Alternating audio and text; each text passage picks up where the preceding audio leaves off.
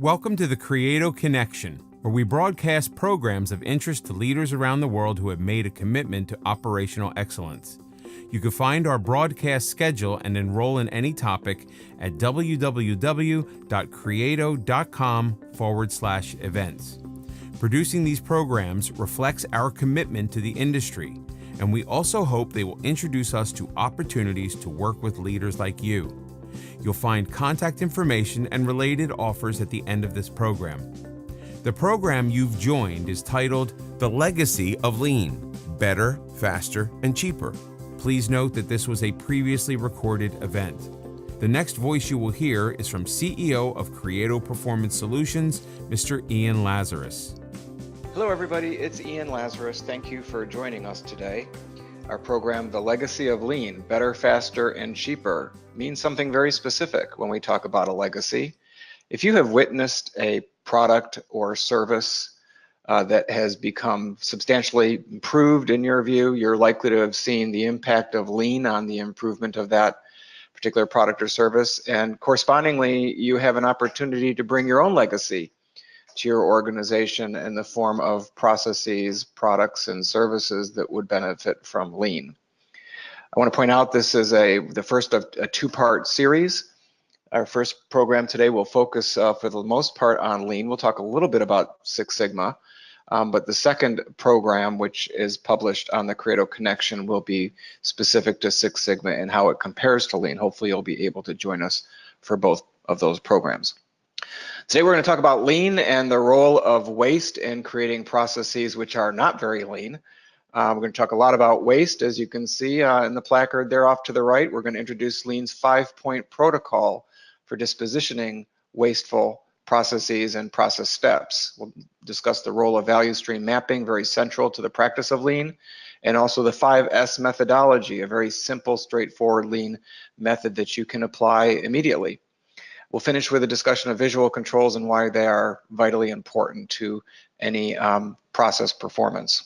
First, I'd like to tell you a story, a personal story about my trip to the Amalfi Coast. You can see it there. It was something that appeared in a magazine that I was perusing, and I've always wanted to go there and see it for myself. So I persuaded my wife to make that the destination of our summer vacation.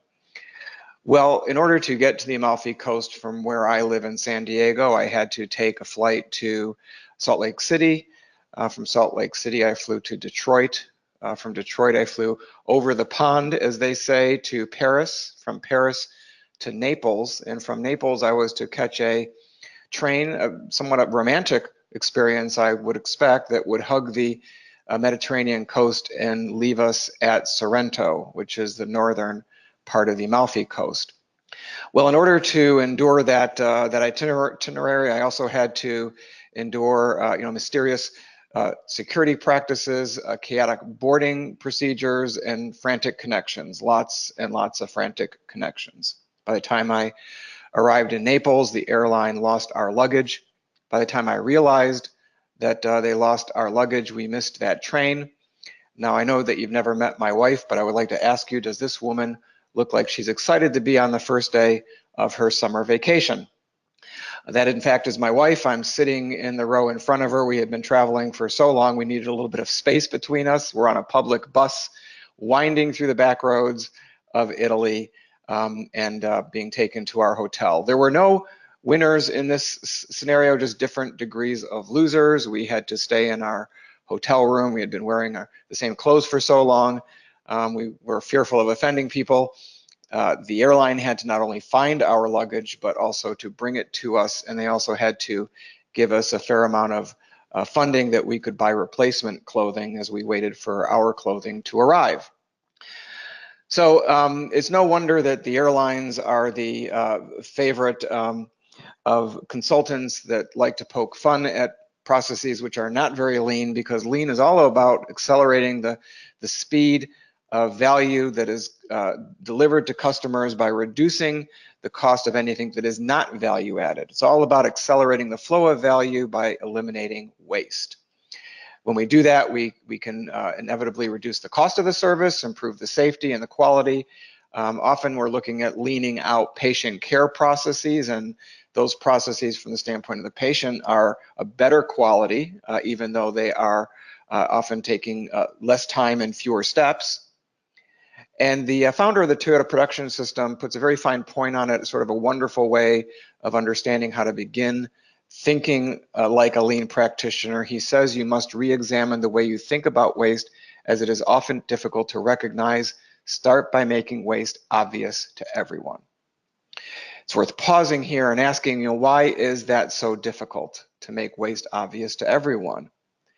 Well, people really would rather often turn a blind eye to the waste that's in their process because it is demoralizing. They don't want to think of themselves as being part of a wasteful process. We all prefer to think of ourselves as adding value. So it often becomes easier for us simply to ignore it. It is what it is, and to turn a blind eye to it. So when the founder of the Toyota Production System talks about making it obvious to everyone, it's a pretty profound statement that is a lot more difficult to do than sometimes we may initially think. But here's a very simple way of making your staff understand when processes do not feel lean. They do not feel lean when you are a victim of it. When you feel like you're a victim of the waste, it becomes very real, it becomes very tangible. Certainly we felt it as we were traveling to our summer destination. And certainly many patients feel that way in healthcare environments where the processes are not really built around their needs so much as built around the needs of people that are in the process rather than those that might be flowing through it. Here's my wife again. This is after the shopping spree, compliments of Air France. She's much happier today there. And this is a true story because obviously we did lose our luggage, but only recently did I look at my wife in this particular picture now that we've been married for close to 20 years. And I realized, she's never really looked that way before. And so my summation is that she's not really smiling in this picture. What she's really saying is, it's all your fault because I'm the one who cashed in the frequent flyer miles that gave rise to that torturous itinerary. I do spend a lot of time in airports. It's true. This was something that I found in a customer service counter at Delta Airlines where you could serve yourself one of these laminated bookmarks. That's me holding the bookmark and wondering in disbelief who in Delta thought that this was a good idea, that apologizing in bulk was some way of making up for all the things that they do to us as passengers. And it's worth asking the question, is this really an option in your organization to apologize in bulk? Or would it be better to take the money that you spend on your version of laminated bookmarks to create processes which perform better? Here's a simple proof of concept exercise you can try on your own or with your staff. It's a fun one that is very easy to begin the process of understanding how ubiquitous rework is in our environment, rework being sort of the general term that we use for describing wasteful processes. If you were to do this with your staff, you're likely to find responses that look like this, and there are many, many more in the dictionary, probably several pages devoted to words that begin with RE. What do they all have in common? The fact that something had to be done over again that wasn't done right the first time. Indeed, there are individuals in some organizations whose entire reason for being in that organization is doing words that begin with RE. Readjusting, readmitting patients, redoing paperwork. And so it is, I think, a very strong statement to the fact that rework really is very ubiquitous in organizations, and rework is simply wasteful in its entirety. Better to produce processes that don't require it. And so what we've come to understand when it comes to the cost of providing quality products and services is that a very significant portion of that cost is in fact translated into productive quality, benefits that make that product or service better. There are other costs that might involve adding features to the existing product, but a very significant percentage, up to 40% of the cost of quality can be attributed to preventing problems, detecting and correcting them, and dealing with them after they occur. And the worst kind of quality that you can have as an organization is the quality where the defect reaches the customer and the customer has to come back and tell you about it. Some very smart people got together and thought that, one of the ways we can make waste obvious to everyone is by classifying it. And they came up with 8 different causes of waste, as you can see being revealed here on this slide. And, often we work in healthcare organizations, so it's fun to sort of translate some of this into that environment. Defective products and services could take the form of readmissions. Overproduction could take the form of defensive medicine. Excessive inventories takes the form of nurses that are hoarding supplies because they have no confidence what they need will be available when they need it. Excessive motion, moving the patient endlessly across the enterprise from one room to another for treatment. Excessive processing, asking the same demographic questions over and over again because we don't trust our data systems. Transportation of the patient across the enterprise, waiting for services, and then underutilizing talent. I should point out excessive motion also takes the form of physical environments that are not set up to optimize the efforts of the people working in them. And so when we are looking at processes, we should recognize the interrelationship between waste and really how that process was structured from the get-go. Processes which are overburdened because there's simply too much activity within them are going to produce uneven results depending on the flow of the work that moves through it. If the results are uneven, inevitably there's going to be some waste because we're either not producing when we should be producing, or we're producing too much or defective products and services as a result of the stress on the system. And so understanding and recognizing the interrelationship between waste and how that process is constructed in the first place is a critical first step. Now, I don't know how many of you will remember this clip. I'm sure you will enjoy seeing it again. And if you haven't seen it before, I dare you not to laugh, but I think that this does a wonderful job of sort of explaining what can happen when our processes are not set up to accommodate the volume of work moving through it. Here you go. Enjoy. What are you doing up here? I thought you were downstairs boxing chocolates. Oh, they kicked me out of there fast. Why? I kept pinching them to see what kind they were. This is the 4th department I've been in. Oh, I didn't do so well either. No. All right, girls. Now, this is your last chance. If one piece of candy gets past you and into the packing room unwrapped, you're fired. Yes, ma'am. Let her roll!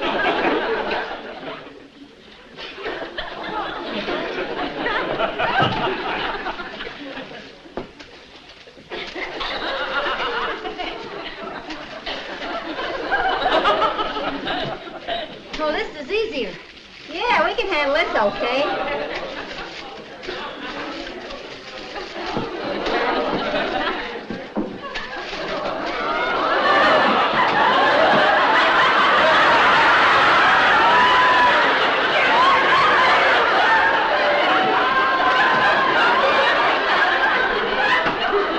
Listen, Ethel, I think this... I think we're fighting a losing game.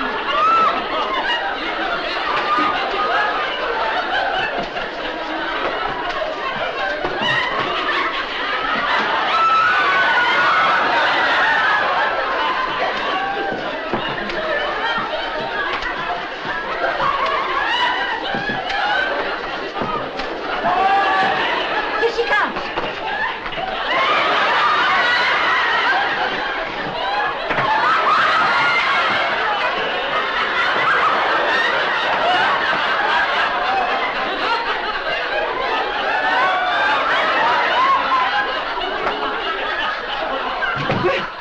Fine, you're doing splendidly. Speed it up a little! Well, I hope you enjoyed that. And so one of the first things that we need to do in approaching a process that looks like the one we just saw in I Love Lucy is, again, recognizing the interrelationship between waste, burden, and variation. The Japanese have given us 3 words that begin with M to describe that situation: Muda, Muri, and Mura. Often we borrow from the Japanese because they were some of the forerunners in bringing lean to industry. We want to start with designing a system with sufficient capacity to fulfill customer requirements, and then strive to reduce variation and eliminate sources of waste. Lean is very focused on eliminating waste, Six Sigma more so focusing on variation, which is why we often want to bring both of these methodologies to bear on processes that are not performing well, and we'll talk much more about that as we move through today's material as well as the part 2 of this program. But let's start with lean thinking. There is a 5-point protocol to lean that has been sort of institutionalized into the industry. There may be other approaches, but the 5-point process here is one that is very iterative. You move through these in iterative fashion, and you'll almost immediately begin improving the process that you're working on. And we're going to go through each one of these next. Here you can see a little more detail around those 5 steps. It starts with identifying value from the standpoint of the customer, then mapping out the series of steps required to bring a set of raw materials and to bring those materials together in the form of a final product that can be presented to the customer. You want that process to flow. You also want that process to pull. And finally, you want to drive to perfection. Again, let's take a very deep look into each one of these principles, starting with the definition of value. When it comes to value, we never would want to presume we understood what the customer wanted. And if you hear anybody in an organization suggesting, oh, we don't need to ask the customer what they want, we already know, that's a warning sign in itself. And when it comes to defining value, we want to be very specific. We want to be specific in terms of the capabilities of our process, product, or service, the prices that we charge, and the customers that will be consuming them. And there's a real exciting change in organizations that begin to embrace this thinking, and you'll know it when you begin hearing the phrase, what's the spec, short for specification. We really have no business talking about whether we're happy or dissatisfied with the performance of a process unless we know the specification. What is the target value that we're managing toward? That should define the value that the customer is expecting from us.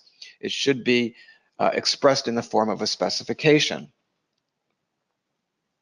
Next, once we understand that, we want to begin to build out the value stream. The value stream, again, is the sum of all the different steps necessary to assemble a series of raw materials, to create a product, service, or process of value that is valuable enough that the customer is willing to pay for it or wait for it.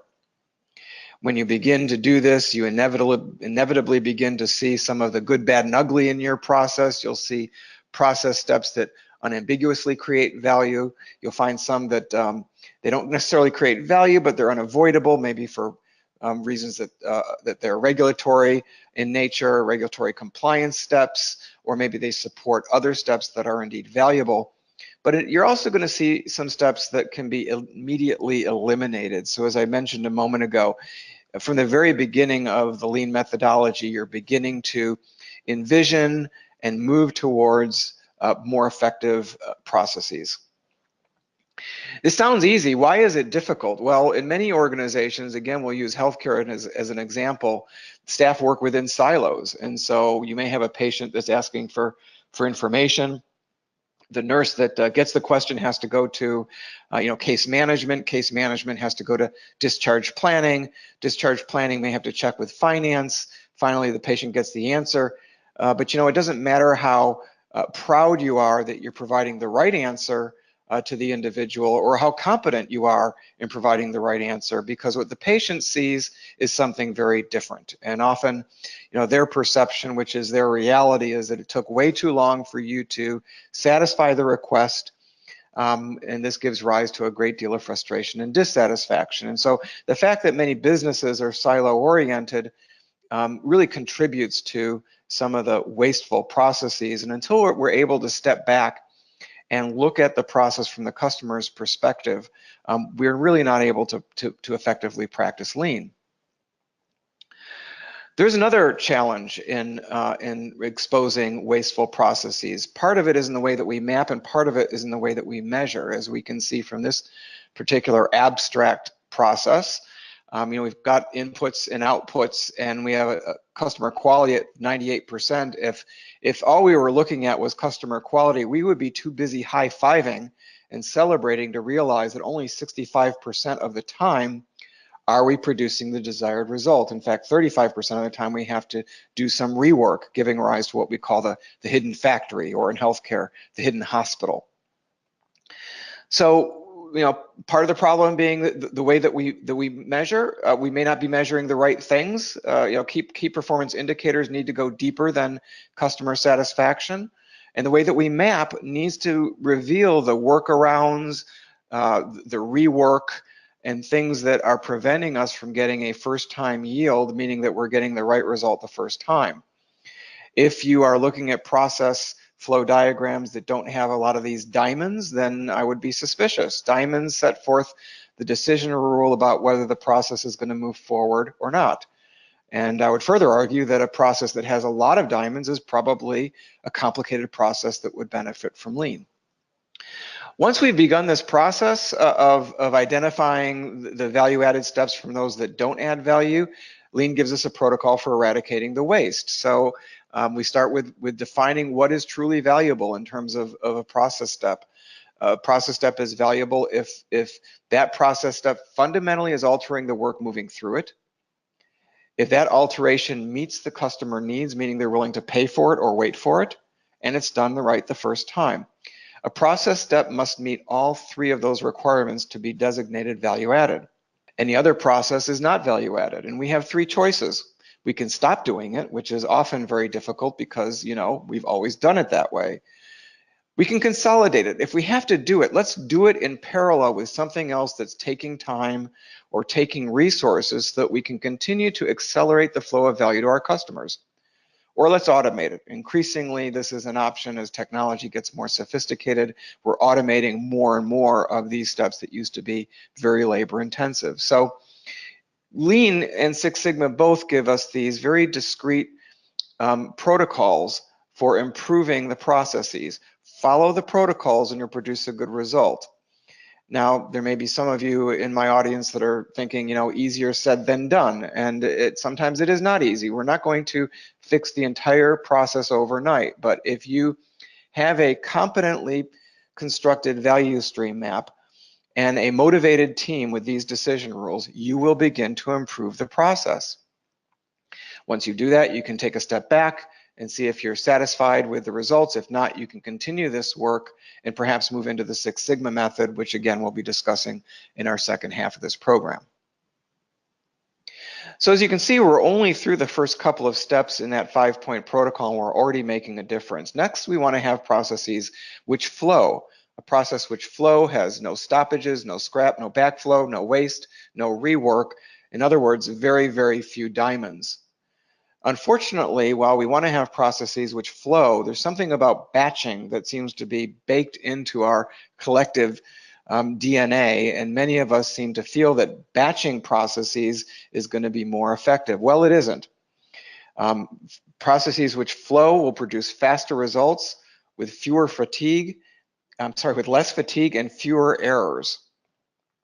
And we're not talking about a small difference, folks. We're talking about a huge difference.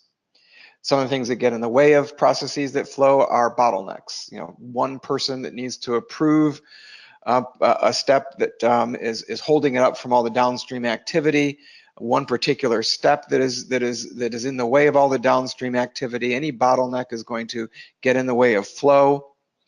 Handoffs, again, our favorite example of healthcare is replete with many, many handoffs. As we're handing off a patient, we may be handing off information that may or may not be complete or accurate. Intersections are where accidents happen. We learn that from driving our cars. The same is true of handoffs. And if you want to demonstrate this in a sort of fun, interactive work environment, get yourself a bunch of envelopes and stamps or sticky notes and other stickers if you don't want to spend the money on the stamps, and put your team through this exercise. You're going to need a total of 10 people, 5 on each team. The first team will follow the batch method. They're going to stuff all the envelopes first, then they're going to seal all the envelopes next, address all of the envelopes, finally stamp them all, while the flow team will do one envelope at a time. And you'll see a dramatic difference in the pace of the process. The flow team will produce faster results, less fatigue, fewer errors because their focus is on that unit of production that's moving through the process.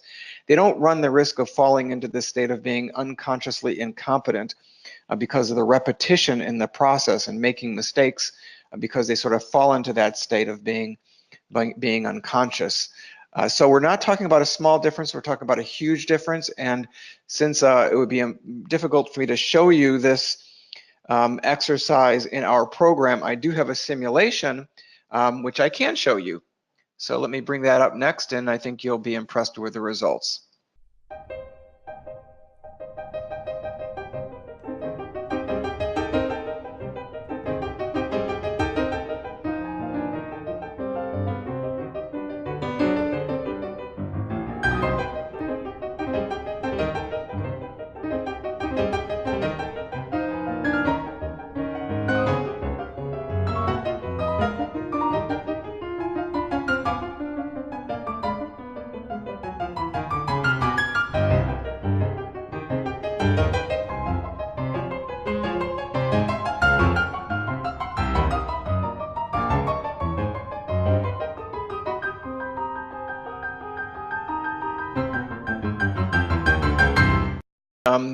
The example on the bottom of our illustration here with a batch size of 1 is the process which was flowing, producing faster results. We can't really envision the fewer errors or less fatigue, but you can certainly see that if you were running the exercise I described earlier. We're not talking about a small difference, we're talking about a huge difference. There are some other advantages as well. In a process which flows, you're getting faster results, which means you can evaluate those results earlier. You can communicate improvements up the line. And the simulation, I'm not sure if you remembered how long it took for the very first batch to be finished, but with the process which flows, that happens very quickly. You can immediately begin supplying results to your customers. You can communicate improvements up the line, and you're going to be able to get that early warning of any concerns that you would have over the quality of this particular process. So the challenge for our customers is going back into their work environments with a new set of eyes and finding examples where they are batching. I can tell you that it's there, and you will likely find it if you look for it. Now the challenge is, as leaders, is to find ways to break down those batches. Sometimes it's possible and sometimes it's not. But as leaders, we have a responsibility to understand the difference between processes which flow and processes which don't. In healthcare, we love to batch. We batch paperwork, we batch orders and tests, and we batch patients. Again, in review, the concept of single piece flow means that our attention is on that unit of production that's moving through our process.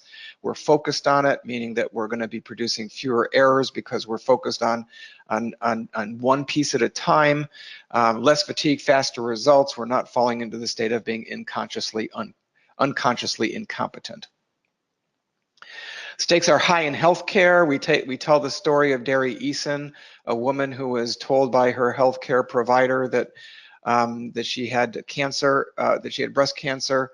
She took the very difficult step of having not one breast but both removed, only to learn later that she didn't have cancer. She never did, and in fact that the sample that was taken in the laboratory was confused with that of another patient, and they never did find the other patient that had that positive indication. So we have a responsibility in industry, whether healthcare or others, when customer safety is at stake.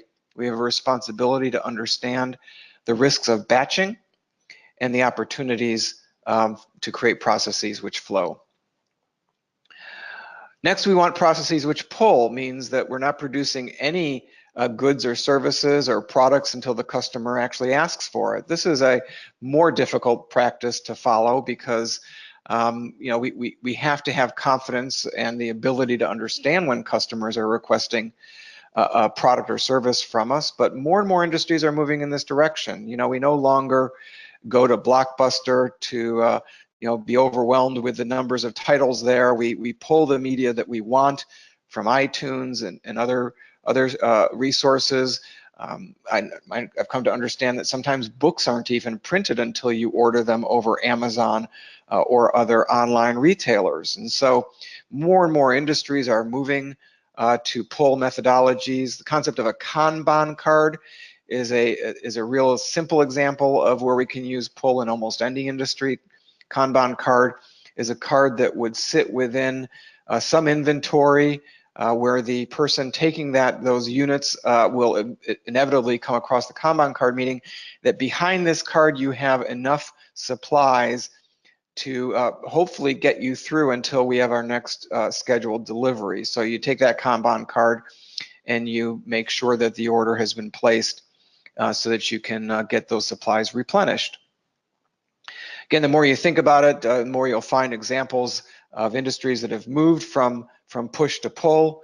The last industry that probably needs it the most being the automotive industry, where you might find yourself on a car lot and a very aggressive salesperson selling you a car with features maybe that you didn't want, and making a deal for the car that maybe you didn't want, because their incentive is to push that inventory off that lot and into your garage.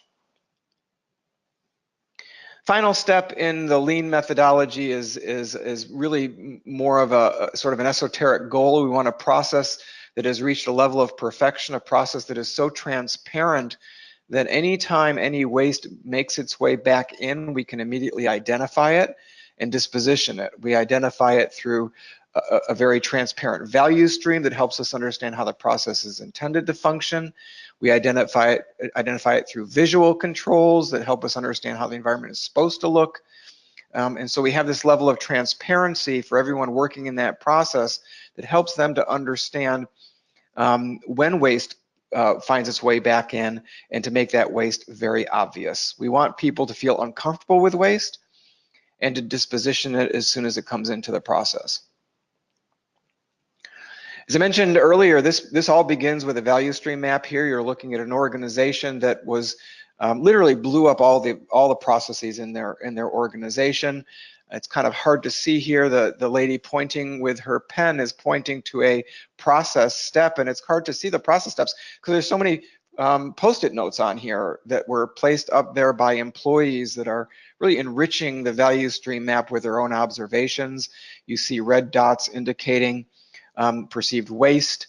And while you're only looking at one very big value stream map, I do want to point out that this is in a very large room, and value stream maps were put up all around the room.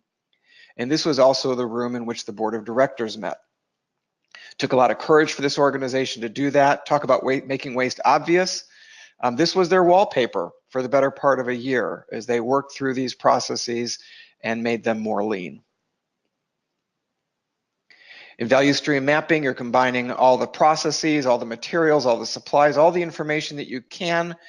Often you're putting in the cycle times for the steps and sub-steps, so you're getting a sense of the total cycle time by adding up all the steps, the time to set up your process, the time to change over shifts, the time to complete a specific sub-process, any waste that's produced, any people that are involved, any downtime, and something known as takt time, which is the rhythm of a process is described by the takt time, which is the amount of time it takes to produce one output. When we've done this in a competent fashion, we can clearly see the value versus the non-value added steps, the NVA in the process, then we can begin that process I described earlier of dispositioning the waste. We're going to go through an example here of a healthcare service, and we're really adopting some of the industrial aspects of value stream mapping, which is worth doing if possible. They're not intended to be pretty, they're intended to convey a lot of information. And so let me take you through just some of the aspects of this particular value stream map. This was a project that we actually worked on. And what we often will find is that the customer is in the upper right-hand corner. So the inputs start in the upper left-hand corner, the outputs in the upper right-hand corner. I've got some color coding here to draw your attention to some of the things that I like to talk about. Of course, this is a service that is for the benefit of patients, and so we can see the patient experience here in yellow. On the bottom of the diagram is what we call a sawtooth. obvious reasons there, highlighting the number of minutes that the patient is actually experiencing an interaction. Apart from those minutes, the 51 minutes, apart from 51 minutes, they're waiting for services. And so we can get some sense of the value added time would be the 51 minutes versus other time that's spent while they're in that environment. Next, we have the behind the scenes activity in blue, and that comprises, it's composed of 36 total minutes. We would consider anything behind the scenes as to be fundamentally not valuable because the patient isn't experiencing it. Although that's a broad statement, there are going to be some exceptions, but we want to minimize that time as much as we can so we can be efficient and spend more time with the patient or get them out sooner. Finally, we have activity that's designated as wasteful in the pink here, fully 83 minutes of the total time. Generally patients that are waiting or moving between from room to room. But it generally is pretty easy to see in cases like this that you have people waiting for services because that's what we often find in healthcare environments when we look around. Now, once we've got that value stream map laid out, we can begin to call out opportunities or observations through these starbursts. What we found in this particular case over here on the left is there are a lot of people showing up at the same time, people that were unaware of the process that were putting themselves back in line. So you had people that had just arrived for their appointment along with people right in front of them and right behind that had been waiting for some time and just trying to get an update. Nurses doing a lot of clerical tasks because they were understaffed. A lot of activity was push related, so nothing would happen until it was pushed to the next step. And so you might have had people downstream that actually had excess capacity, but because they're waiting for something to be pushed to them, whether vital signs or charts, they may not be working to capacity. A lot of handoffs in this particular process from person to person, a lot of interruptions. A very frustrating environment. What we knew was that it was very rare for the neurology department to finish its day as it had expected to. So it would often run into the early hours of the evening, the domino effect happening as soon as they found that they were not prepared for the volume of activity in that department. Next, we can move to the identification of interventions, things that we might do or consider to make this process work better. A lot of it came down to expanding the responsibilities of the clerical staff so that the nurses could focus on what they do best, focusing also on what we call load leveling. Here it's called balanced work elements, trying to get a better flow of patients so that their arrival times were communicated in a way that would make the whole thing work better and smoother, clarifying the process for people that were waiting so that they weren't putting themselves back in line, as well as many other activities. I can tell you that we had a dramatic improvement in the performance of this process when we began working through the value stream map. So value stream mapping, very central to the practice of lean. We could spend a whole day on value stream mapping. We often work audiences through scenarios to get some experience in mapping out a value stream map. We offer some tools to make it easier for you to construct value stream maps through Creato, and we'll talk a little bit more about that. But let's move on to a couple of other techniques within the lean methodologies that you might find useful, starting with 5S. Often when you're done with a lean project, you might polish it up with a 5S. 5S is also a standalone methodology. They were originally 5 words in Japanese that were transliterated into English words beginning with the letter S. And the whole idea is to create a highly efficient work environment where the things that you need throughout your day are, no farther than arm's length. Whatever you need, maybe once a day is on the other side of your office, once a week down the hall, once a month is an on-site storage, once a year is an off-site storage. Within those environments, the work environment is very standardized, so we're using the same supplies no matter where we are. It's a very clean environment, particularly if we're in a healthcare environment. That's very important. We don't want any bacteria to be in that environment. And if we're in a manufacturing environment, equally important. We don't want those machines breaking down because they haven't been maintained and haven't been cleaned off.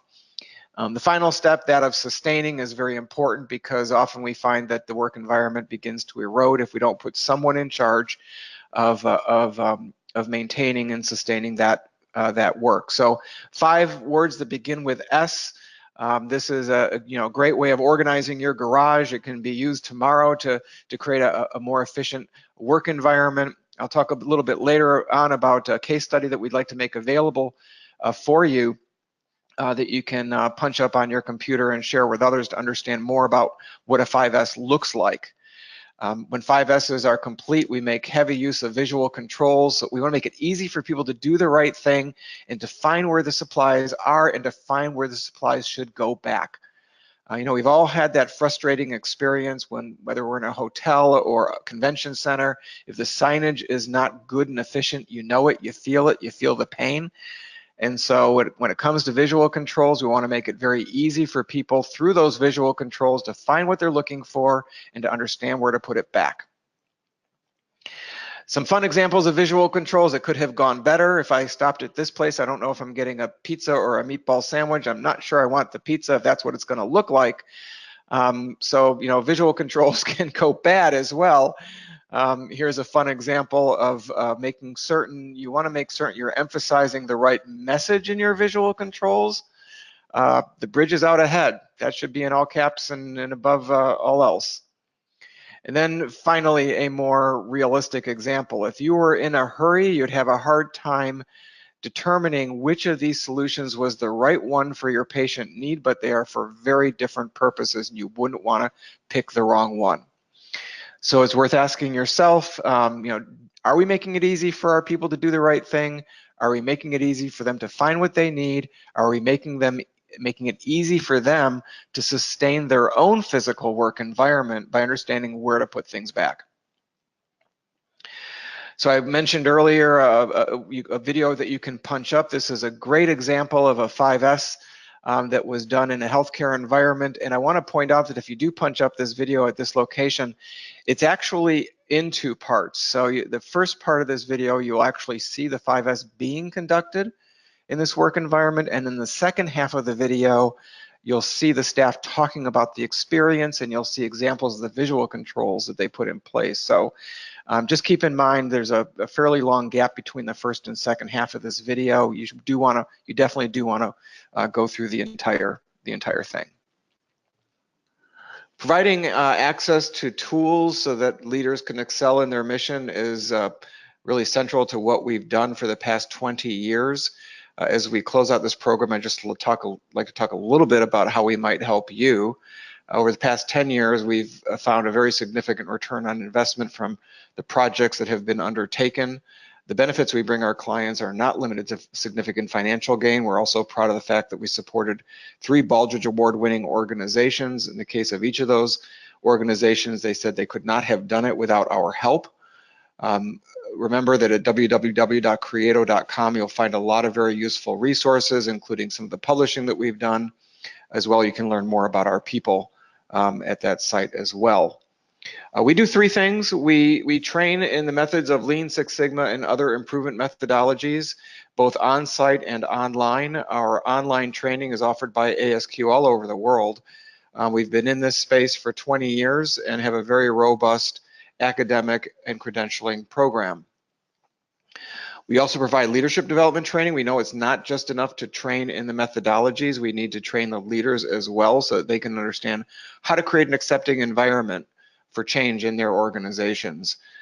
From here, we've also developed a candidate assessment program, which is an empirical method for us to predict in advance if individuals will succeed or struggle in entering these programs. We know that we're not doing anybody any favors if they are excited and passionate, but they're not a good fit for this training.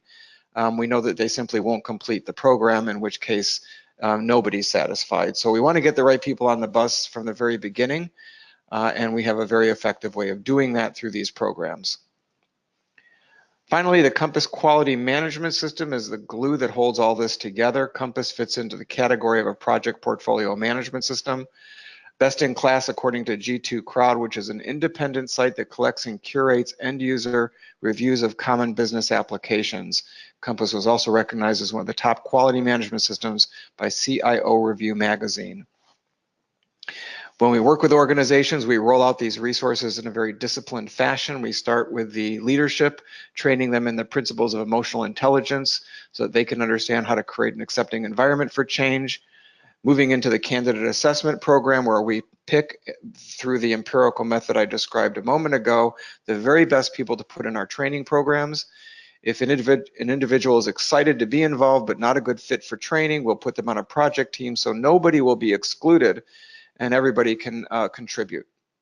We train on site and online. We launch projects in Compass so people are getting that early adoption of technology, but they're also feeling very supported. When they've completed their projects, we graduate them, we issue a diploma, and we impanel them in our diploma registry so we can validate their credentials in the future, and then we repeat the process of launching new projects. In a study that we conducted recently, looking back over 10 years and 10 organizations that we supported and 150 different completed projects, we validated a return on investment of 7 to 1. The last several projects, several deployments that we conducted, we validated a return on investment of 6 to 1 before the end of the very first year. Folks, this stuff works. So today we reviewed Lean. We talked about the fact that Lean is all about eradicating waste. We introduced you to the 5-point protocol for practicing Lean and the role of value stream mapping within that protocol. We introduced you to the concepts of 5S and visual controls. And we want to remind you, and as well ask you to remind your people, that it's about the process. It's not about the people. When we're dissatisfied with the performance of processes, our fundamental belief is that the process is standing in the way of people that want to do their best work. We don't believe that people wake up in the morning and say, you know, I'm going to have a variation of 20 minutes today. Tomorrow I'll have a variation of 5. Our belief is that people come to work and want to do their very best work, and sometimes it is the process that is working against them. Sometimes we have to repeat several times over. It's about the process. It's not about the people. Once the people begin to understand that, they will let go of their anxieties and can become constructive participants in the process of change.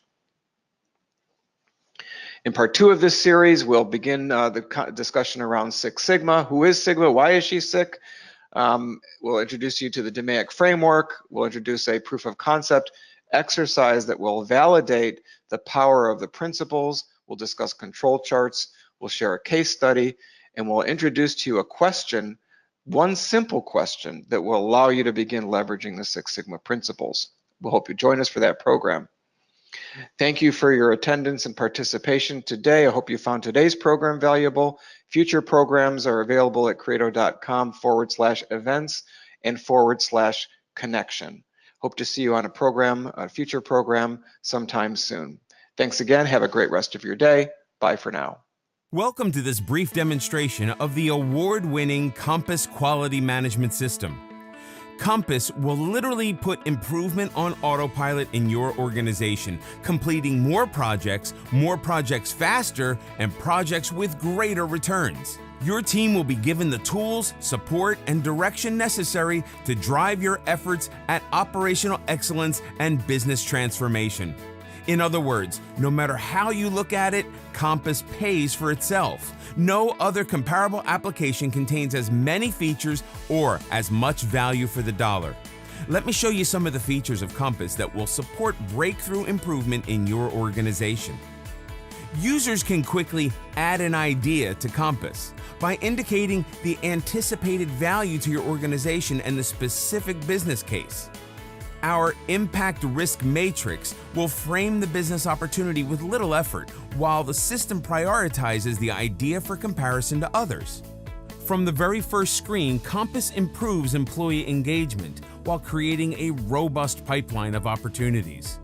And by the way, most of the fields you see here are actually customizable. Leverage employee feedback in Compass by comparing perception to reality for improvement opportunities. Users can comment and rate ideas, while management compares workforce support to objective criteria. Your management and quality team can review the merits of each idea and resource those with greatest potential. Dynamic sorting helps you evaluate the range of opportunities more effectively than a static spreadsheet. In other words, Compass helps you to not only do things right, but to do the right things. It's no wonder Compass has been recognized as the #1 idea management system compared to over 75 other applications on G2Crowd.com. Management can send feedback to users from within Compass. Show your staff that you appreciate their initiative. Ask others for the information you need. You'll be promoting collaboration and establishing accountabilities up front while communicating your support. Once an idea is approved, Compass will help drive your project. This becomes the handoff within Compass from management to staff. Compass makes it easy to do the right thing by guiding the user through project work, providing tools and support, and a place for documentation. Need a little direction before performing a value stream analysis? Tell Compass to get me the tool, or even get me the training. Jump into the Lean online training available also from ASQ, now incorporated within Compass. This is a highly evolved program including professional audio, exercises, learning games, and case studies. At any time, send an updated A3 report to your team and stakeholders, and Compass will not only create the report, it will drop it into an email for you. Compass is compatible with PDCA, Lean, Six Sigma, ISO 9001, and any improvement method you use in your organization. Compass is a high performer for enterprise project management on G2 Crowd, and it's one of this year's top quality management systems according to CIO Review. Compass includes the entire body of knowledge for Lean to support staff new to improvement work, and it even integrates readily with SharePoint for your own intranet, enabling you to create a turnkey collaborative environment. Compass offers a highly flexible user-driven reporting portal. You can view reports in an A3 format or reports with a global view. Reports offer the ability to monitor all activity, progress against goals, and return on investment. Compass puts improvements on autopilot by automatically advising staff if their projects are ahead, behind, or missing data. Finally, we can't talk about Compass without showcasing our robust tools. Compass will literally interview each user and build a tool based on your specific needs, allowing you to create everything from a value stream analysis, Gantt or control chart, to computerized simulation. Compass can replace annual spending on dozens of disparate applications in many organizations. Bring order to chaos as Compass guides your team through the completion of projects, and management achieves true line of sight into all improvement activity in the organization. Finish more improvement projects, finish projects faster, and finish projects with stronger results. All within the guidance of your Compass. Compass.